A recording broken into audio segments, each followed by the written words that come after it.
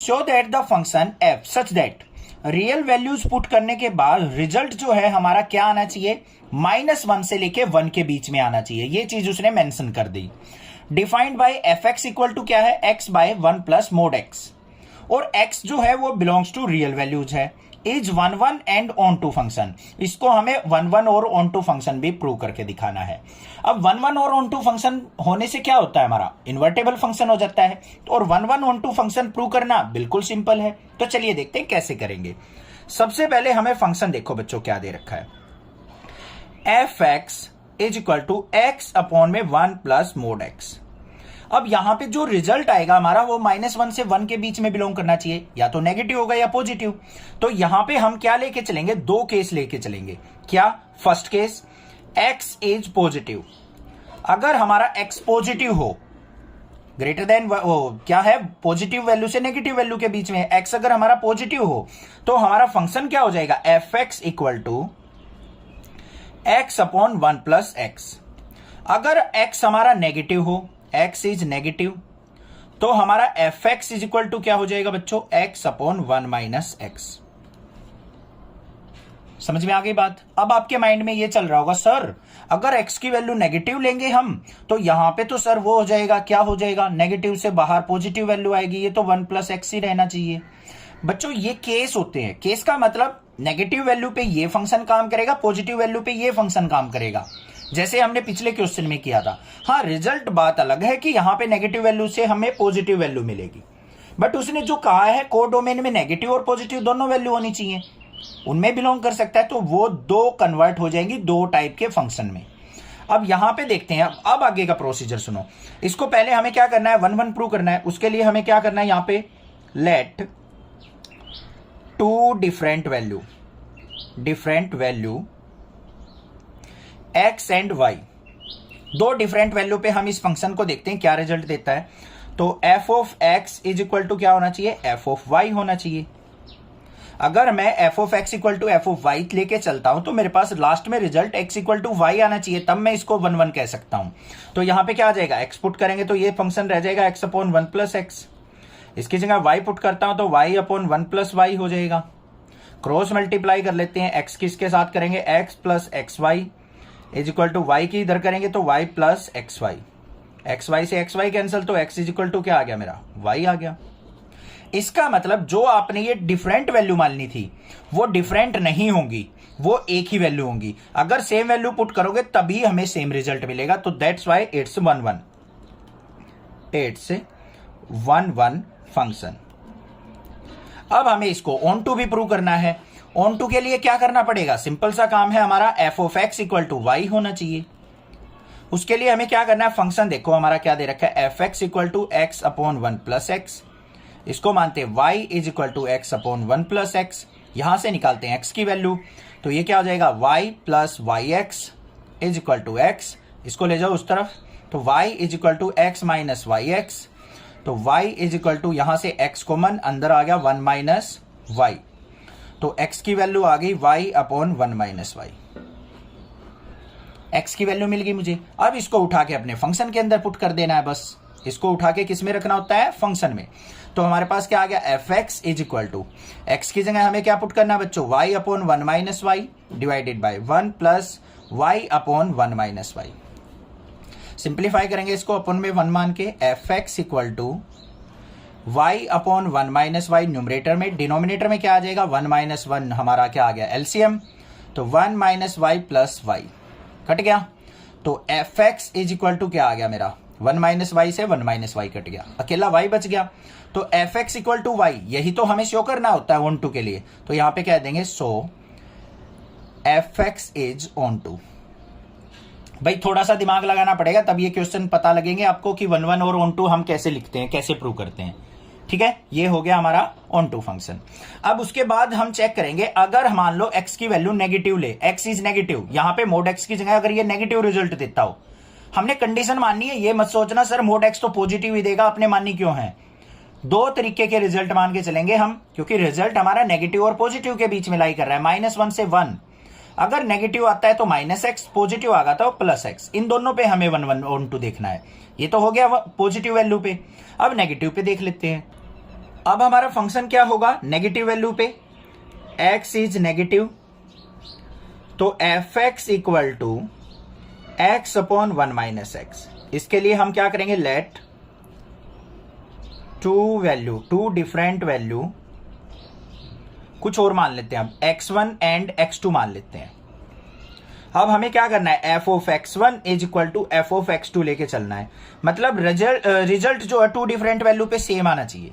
अगर ऐसा है तो हम क्या करेंगे, यहां पे फंक्शन में पुट करेंगे, तो x1 divided by 1 minus x1 is equal to x2 divided by 1 minus x2। Cross multiplication होगी x1 की इससे, x1 minus x1 x2 is equal to इसके होगी x2 माइनस x1 x2। ये कैंसिल आउट हो जाएंगे, इस तरफ लेके जाके ये पॉजिटिव हो जाएगा, पॉजिटिव से नेगेटिव कैंसिल, तो यहां पे x1 इज इक्वल टू क्या आ गया, x2। इसका मतलब जो आपने दो डिफरेंट वैल्यू मानी थी x1 x2, वो कभी डिफरेंट नहीं होंगी, वो सेम वैल्यू होंगी, तभी हमारा रिजल्ट सेम मिलेगा, तभी ये फंक्शन 1 1 होगा। तो यहां पे क्या कह देंगे हम, सो इट्स 1 1 1 1। हो गई बात क्लियर। अब हमें इसको ऑन टू प्रूव करना है, तो उसके लिए f x equal to y होना चाहिए। अब देखो फंक्शन जो दे रखा है हमें f x equal to x minus 1 by x है, इसको y मानते हैं, y is equal to x by 1 minus x. यहां से x की वैल्यू निकालते हैं, तो यहां पे क्या हो जाएगा, y की multiply y minus y x is equal to x. इसको ले जाओ उस तरफ, y is equal to x plus y x, y is equal to क्या हो जाएगा यहाँ पे 1 प्लस वाई इंटू एक्स, और x की वैल्यू क्या आ गई बच्चों, y अपॉन 1 प्लस वाई। इस वैल्यू को हमें फंक्शन के अंदर बस पुट करना है, करते हैं पुट। तो f x equal to x की जगह y upon 1 plus Y divided by 1 minus y upon 1 plus y. LCM ले लेते हैं, एफ एक्स इक्वल टू क्या आ गया बच्चों, y upon 1 plus Y divided by, LCM आ गया 1 प्लस वाई, 1 प्लस वाई की 1 से multiply, 1 plus y minus y, ये कट गया। तो यहां पे एफ एक्स इक्वल टू किसके आ गया मेरा, y के equal, so it's onto. बस यही चीज तो हमें प्रूव करनी थी कि टू डिफरेंट वैल्यूज पे, नेगेटिव और पॉजिटिव एक्स पे ये 1 1 और ऑन टू ही रहेगा। Show that the function F such that real values to real value given by F X, function दे रखा है हमें X cube, is injective function. अब इंजेक्टिव फंक्शन कौन सा होता है, हमारा 1 1 फंक्शन होता है, और 1 1 फंक्शन के लिए हमारी क्या होनी चाहिए, यूनिक डोमेन पे यूनिक इमेज हमारी मिलनी चाहिए, तभी हम उस फंक्शन को 1 1 कह सकते हैं या इंजेक्टिव कह सकते हैं। तो चलिए देखते हैं कैसे करना है सॉल्यूशन इसका। फंक्शन देखो हमें क्या दे रखा है, f x equal to x की पावर 3, और वैल्यू जो पुट होंगी f such that real values to real value. पहली बात क्या होती है, हमने सीखी है एरो डायग्राम से चेक करते हैं, बाकी हम इसको जस्टिफाई भी करके देखेंगे। मान लो हमने कोई भी वैल्यू ली 1 2 3, पहले हमने 1 पुट किया, x की जगह 1 का क्यूब क्या हो जाएगा 1, 1 की इमेज बन गई भाई 1। 2 पुट किया, 2 का क्यूब क्या हो जाएगा हमारा 8, 3 पुट किया, इमेज बन जाएगी 27। तो यूनिक डोमेन पे यूनिक इमेज हमारी मिल रही है। तो यहां पे क्या लिखेंगे, for every unique domain image is unique, so it's 1 1। ये तो पहली बात होगी हमारी, इस तरीके से भी कर सकते हैं। दूसरा क्या मेथड होता है इसको जस्टिफाई करना, हमें फंक्शन दे रखा है f x equal to x cube, और यहां पे हम क्या करते हैं, let two value x1 and x2 be different. अगर x1 और x2, मान लो ये x1 है ये x2 है, दोनों डिफरेंट वैल्यू हमें दे रहे हैं, दोनों क्या है हमारे पास, ये डिफरेंट वैल्यू है, तो हमारा रिजल्ट क्या होना चाहिए, f of x1 is equal to f of x2 होना चाहिए।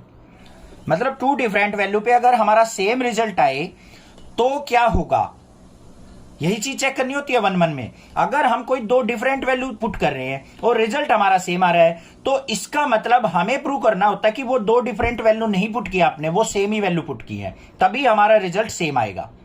अब ऐसा तो नहीं हो सकता बच्चों 1 पुट करो 1 रिजल्ट आ गया, 2 पुट करो फिर भी 1 रिजल्ट आ जाए, ऐसा तो नहीं होगा ना। हमें 1 ही पुट करना पड़ेगा 1 रिजल्ट लाने के लिए। दो डिफरेंट वैल्यू पे सेम रिजल्ट लाना है तो वो वैल्यू भी हमारी सेम ही होनी चाहिए, इसका मतलब ये प्रूव करना होता है हमें। अब यहाँ पे x1 पुट करते हैं फंक्शन में, तो यहाँ पे क्या हो जाएगा, x1 का cube is equal to x2 का क्यूब। दोनों तरफ क्या लेंगे, टेक 1/3 टेक, जैसे क्यूब रूट स्क्वायर रूट लेते हैं तो यहां पे क्या हो जाएगा, टेक क्यूब रूट। तो यहां पे क्या हो जाएगा हमारा, x1 की पावर 3 की power 1/3 is equal to x2 की पावर 3 की पावर 1/3। दोनों तरफ ले लिया, 3 से 3 कैंसिल, 3 से 3 कैंसिल, तो x1 इज इक्वल टू क्या आ गया मेरा, x2। मतलब जो x1 x2 आप दो डिफरेंट वैल्यू ले रहे थे, वो डिफरेंट वैल्यू पे सेम रिजल्ट कभी नहीं मिलेगा आपको। उसके लिए आपका x1 x2 इक्वल होना चाहिए, एक जैसा होना चाहिए। तो यहां पे कह देंगे हम, so fx equal to x cube is 1 और इंजेक्टिव फंक्शन, हैंस प्रूव्ड, या फिर this is the answer. Given a non empty set x, हमें एक x सेट दे रखा है जो कि नॉन एम्प्टी है, मतलब उसके अंदर कोई ना कोई एलिमेंट्स हैं। Consider p of x, p of x का मतलब क्या आता है, power set of x, which is the set of all subsets of x, जो कि क्या है, x के जितने भी सबसेट बनेंगे उनका सेट बना हुआ है हमारा पावर ऑफ x। इसका मतलब तो ये हो गया। Define the relation r in px as follow for subset a and b in px, a relation with b if and only if a is subset of b। बड़ा confusing लग रहा होगा आपको, क्या बोल रहे हो सर, समझ में नहीं आ रही, स्टेटमेंट ही नहीं समझ में आ रही। चिंता मत करो, अभी बताता हूं। Is R an equivalence relation on px, justify your answer. हमें क्या करना है, कोई भी एक एग्जांपल लेके चलेंगे। कोई भी एक सेट मान लेना है x, उसके अंदर मान लो एलिमेंट्स है 1 और 2। अब इसके अगर मान लो मैं सबसेट बनाऊं, वो क्या बनेंगे हमारे, p ऑफ x बनेगा। पावर सेट ऑफ x क्या होगा, इसके क्या क्या सबसेट बन सकते हैं, एक तो 5, एक अकेला 1 का, एक अकेले 2 का, एक हमारा 1 और 2 का, ये हमारे सबसेट यहां पे बन सकते हैं। तो ये बन गया पावर सेट ऑफ x। अब हमें क्या करना है, यहां पे a और b के बीच में रिलेशन दे रखा है जो कि इस सेट के अंदर एग्जिस्ट करता है। ये दे रखा है for subset a and b in px, a relation with b if and only if a is subset of b। a को क्या कहा है, सबसेट ऑफ b कहा है, ये चीज ध्यान रखना। गिवन क्या है, एक तरीके से a सबसेट ऑफ b, क्या ये रिलेशन जो एग्जिस्ट कर रहा है a और b के बीच में, वो इक्विवेलेंस रिलेशन है, इसको जस्टिफाई करना है। अब आप ये बता दो मुझे, अब समझ में आ गई होगी थोड़ी सी बात, बाकी और क्लियर हो जाएगी अभी। अगर हम किसी रिलेशन को इक्विवेलेंस कहते हैं तो वो कब कहेंगे, अगर वो 3 प्रॉपर्टीज को फॉलो करता होगा तो हम उस रिलेशन को इक्विवेलेंस कह देंगे। कौन कौन सी, एक तो हमारा रिलेशन रिफ्लेक्सिव होना चाहिए, एक हमारा सिमेट्रिक होना चाहिए, दूसरा हमारा ट्रांजिटिव होना चाहिए, तभी हम उस रिलेशन को क्या कह सकते हैं बच्चों, इक्विवेलेंस रिलेशन। अब यहां पे देखो, सबसे पहले फर्स्ट पार्ट, अगर मान लो आपने कोई भी एक सेट ले लिया A, वो खुद का सबसेट होगा या नहीं होगा।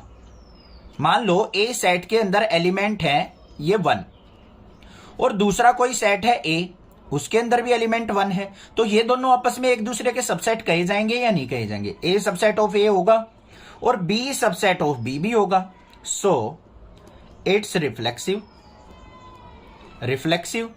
रिफ्लेक्सिव का मतलब यही होता है अपनी इमेज क्रिएट कर दे एक जैसी ही। तो A ने A की इमेज क्रिएट कर दी, B ने B की कर दी, तो ये एक रिफ्लेक्सिव रिलेशन हो गया।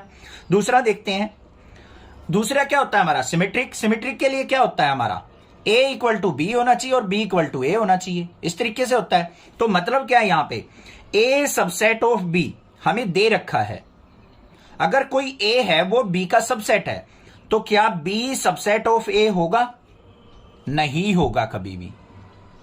तो ये क्या होगा हमारा, नॉट ए सबसेट। तो यहां पे क्या हो जाएगा, सो इट्स नॉट सिमेट्रिक,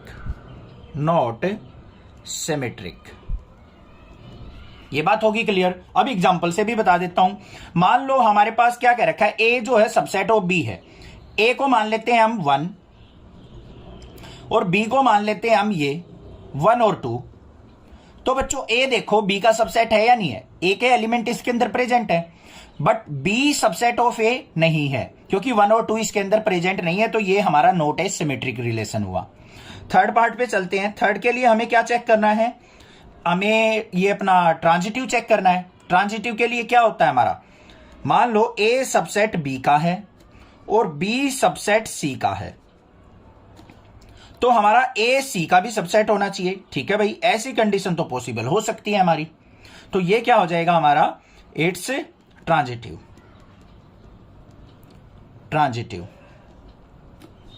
कैसे होगा, ए सबसेट को मान लो 5, बी को मान लो 1 और सी को मान लो 1 2। देखो ध्यान से, एग्जांपल बताऊंगा, डरो मत। ए को मान लिया हमने 5, बी को मान लिया 1 और सी को मान लिया 1 2, इस तरीके से। तो देखो ए जो है बी का सबसेट है, इस कंडीशन को फुलफिल कर रहा है, बिल्कुल कर रहा है सर, 5 तो सबका सबसेट होता है। ठीक है भाई। उसके बाद बी जो है सी का भी सबसेट है। ठीक है सर, 1 भी एग्जिस्ट करता है, तो बी जो है इसका सबसेट है। और ए जो है सबसेट ऑफ सी भी है, ए इसका भी सबसेट है। तो ये क्या हो गया हमारा, ट्रांजिटिव। बट ध्यान से देखो, यहां पे एक टर्म आ गया हमारे पास, नॉट सिमेट्रिक, तो ये इक्विवेलेंस रिलेशन नहीं होगा। तो यहां पे क्या कहेंगे, सो इट्स नॉट इक्विवेलेंस। यहां पे एग्जांपल के साथ भी आप दिखा सकते हो इनको। Find the number of all on to functions from the set 1 2 3 up to n to itself. यहां पे क्या कहा है, ध्यान से देखो क्वेश्चन को। ऐसा क्वेश्चन आपको जरूर मिल जाता है 1 या 2 मार्क्स में, 1 मार्क्स में ही मिलता है, बट इसका डायरेक्टली आंसर याद नहीं करना है, इसको समझना है कैसे करेंगे। ध्यान से देखो, यहां पे जो number of all on to फंक्शन बताने हमें इस सेट के, मान लो ए सेट है हमारे पास, उसके अंदर एलिमेंट्स क्या है, 1 2 3 अप टू n तक, ये दे रखे हैं हमें। ऑन टू फंक्शन देखने हमें, उसके लिए इसका मतलब क्या, हमें प्री इमेज देखनी पड़ेगी। ये होती है हमारे पास प्री इमेज, ये तो इमेजेस बनती हैं इसमें, यहां पे हमारी होती है प्री इमेज, डोमेन। तो डोमेन क्या क्या पॉसिबल हो सकती है बच्चों, डोमेन मतलब ये सारी वैल्यूज पॉसिबल हो सकती हैं। पहले n नंबर ऑफ वैल्यू, जितनी भी वैल्यू प्रेजेंट हो, तो यहां पे क्या लिखेंगे, प्री इमेजेस जो पॉसिबल है वो क्या होंगी। अगर मान लो आपको 10 एलिमेंट्स दे रखे 1 2 3 अप टू 10 तक, तो 10 की 10 प्री इमेज बन सकती है हमारी, यहां पे वैल्यू ले सकते हैं हम। 9 भी ले सकते हैं, 8 भी ले सकते हैं, 7 भी ले सकते हैं, इस तरीके से। मतलब हाईएस्ट वैल्यू क्या होगी, n, उसके बाद n-1, उसके बाद n-2, इस तरीके से हम वैल्यूज लेते जा सकते हैं। ध्यान से समझो इसका मतलब क्या है। अब अगर मान लो आप कोई भी फंक्शन देते हैं आपको, F such that natural values to natural value, ये जो होती है हमारी डोमेन होती है या फिर प्री इमेज होती है, इनमें हम वैल्यू जो पुट करते हैं बच्चों, मैक्सिमम n तक पुट कर सकते हैं। यहां पे 1 2 3 4 लिखते चले जाओ, या फिर n से कम। n की कोई फिक्स वैल्यू तो है नहीं हमारे पास, तो हम यहां पे हम एग्जांपल बनाते हैं 1 2 3 4 लिख के भी बना लेते हैं, 4 वैल्यूज भी लिख के बना सकते हैं। तो हमारी प्री इमेजेस क्या क्या पॉसिबल हो सकती हैं, एक तो जितने भी नंबर प्रेजेंट हो वो, या फिर उससे कम या उससे कम या उससे कम, हमेशा इनसे कम होती जाएंगी यहां पे जो वैल्यूज हम लेते हैं, इस तरीके से। और ये किसके इक्वल हो गया हमारा, n फैक्टोरियल के, n into n-1 into n-2, ये किसके इक्वल हो गया, n फैक्टोरियल के। और यहां पे और भी क्या लिख सकते हैं हम, number of on to function या फिर प्री इमेजेस किसके इक्वल होती है, नंबर ऑफ टर्म्स फैक्टोरियल। तो यहां पे नंबर ऑफ टर्म्स कितनी प्रेजेंट है, n, तो ये किसके इक्वल हो जाएगा, n फैक्टोरियल के। बस ये काम करना था, समझ में आ गया। वैसे इसका आंसर रटवा देते हैं कि टीचर n फैक्टोरियल लिख दो, बच्चों को पता ही नहीं सर n फैक्टोरियल क्यों हुआ, क्योंकि इसकी प्री इमेजेस कितनी पॉसिबल है, n फैक्टोरियल ही इसकी प्री इमेजेस हम ले सकते हैं, उसी से हमारे ऑन टू फंक्शन बनेंगे। समझ में आ गई बात, क्लियर है। आपको पता है ना F x is equal to क्या होता है, y के इक्वल। तो ये एफ एक्स क्या हो गई हमारी यहाँ पे प्री इमेजेस, ये हमारी n फैक्टोरियल पॉसिबल है। हमें ए सेट दे रखा है जिसके अंदर वैल्यूज है -1 0 1 2, बी सेट दे रखा है जिसकी वैल्यूज ये हैं, एंड एफ जी दो फंक्शन हैं जिनके अंदर डोमेन और कोडोमेन ए टू बी दे रखा है। मतलब ये वैल्यूज पुट करनी है, ये रिजल्ट आएंगे। Be function defined by F x जो है ये फंक्शन है, और जी एक्स हमारे पास ये फंक्शन है। Are F and G equal, justify your answer. तो हमें बताना है कि जो एफ और जी फंक्शन है वो दोनों इक्वल फंक्शन है। अब वैसे देखने से तो हमें इक्वल नहीं लगेंगे ये, हमें क्या देखना पड़ेगा, दोनों के रिजल्ट अगर सेम आ रहे होंगे तो मैं कह सकता हूं दोनों फंक्शन क्या है, इक्वल फंक्शन है। तो यहां पे सबसे पहले देखो बच्चों, हमारे पास जो डोमेन दे रखी है ए इज इक्वल टू, वो क्या सेट है, -1 0 1 और 2, और बी सेट जो दे रखा है हमें वो क्या है, -4 -2 0 और 2, और ए टू बी मतलब ये हमारी डोमेन है, ये हमारी कोडोमेन है। अब सबसे पहले देखो एफ एक्स फंक्शन जो दे रखा है हमें, एक्स स्क्वेयर माइनस एक्स दे रखा है। ये हमने क्या कर लेना, यहाँ पे एरो डायग्राम क्रिएट करना है। इसमें वैल्यू क्या होंगी, -1, 0, 1 और 2। तो देखो पहले -1 पुट करते हैं एक्स की जगह, तो f of -1 is equal to क्या आएगा, -1 का स्क्वायर माइनस ऑफ -1, ऐसे पुट होगी। -1 का स्क्वायर 1, माइनस माइनस प्लस 1, तो 1 और 1 क्या हो गया हमारा, 2 आ गया। तो यहां पे -1 की इमेज बन गई 2। फिर हमने 0 पुट किया, 0 की इमेज बनेगी 0। 1 पुट किया, 1 पुट करने के बाद 1 का स्क्वायर 1, -1, तो ये भी क्या बन गई, 1 की भी इमेज 0। 2 पुट करेंगे, 2 का स्क्वायर 4, 4 - 2 करेंगे तो हमारी क्या इमेज बनेगी, यहां पे देखो 2 पुट किया, 2 का स्क्वायर 4, 4 - 2 करेंगे तो 2 की इमेज बनेगी 2, बन गई इमेजेस। सिमिलरली हम क्या करेंगे, दूसरा फंक्शन ले लेंगे, हमारा gx फंक्शन क्या है बच्चों, उसमें दे रखा है हमें 2 mod ऑफ x - 1/2 mod -1। इसके अंदर हमें क्या वैल्यू पुट करनी है अपनी, ये वैल्यू पुट करनी है -1, 0, 1 और 2। पहले -1 पुट करके देखो यहां पे, तो क्या आएगा हमारा, g of -1 is equal to 2 into -1 - 1/2 इसका मोड और माइनस में 1। देखो क्या रिजल्ट आ रहा है, 2, ये 2 1 जा 2, माइनस का 3/2 मोड करेंगे तो प्लस का 3/2, -1, 2 से 2 कट गया, 3 - 1 क्या आ गया 2। तो -1 पे जो इमेज बन रही है 2, यहां पे भी -1 पे 2 इमेज बनी थी। 0 पुट करेंगे तो यहां पे क्या आ जाएगा मेरा, 2 से 2 कटेगा, देखो 0 पुट करने के बाद -1/2 हो गया, इसका मोड करेंगे 1/2, 2 से 2, 1 - 1 0 आएगा। 0 पे इमेज हमारी 0 बनेगी। सिमिलरली यहां पे बनी थी। 1 पुट करके देखो, 1 - 1/2 हाफ हो गया, यहां पे 1 - 1 क्या हो जाएगा 0, 1 की इमेज भी 0 बनेगी। 2 पुट करके देखो, यहां पे देखो 2 इंटू मोड ऑफ 2 - 1/2 -1, 2 2 जा 4 - 1 क्या हो गया 2 इंटू 3/2 -1, 2 से 2 कट गया, 3 - 1 क्या आ गया 2। तो यहां पे 2 की इमेज 2 बन रही है, यही वाली, ये 2 की इमेज 2 बन रही है। इस तरीके से एरो लगा दो, अलग से लिखने की जरूरत नहीं है। तो जो इमेज यहां पे बनी थी सेम इमेज यहां पे बन रही है, तो इस बेसिस पे हम कह सकते हैं so fx and gx are equal. बस जस्टिफाई भी हो गया दोनों वैल्यूज से, एरो डायग्राम से, कि दोनों के सेम एरो डायग्राम बन रहे हैं सेम वैल्यूज पे, तो इसलिए ये दोनों फंक्शन क्या है, इक्वल फंक्शन है। यहां पे हमें क्या दे रखा है सॉल्यूशन, इसका देखते हैं।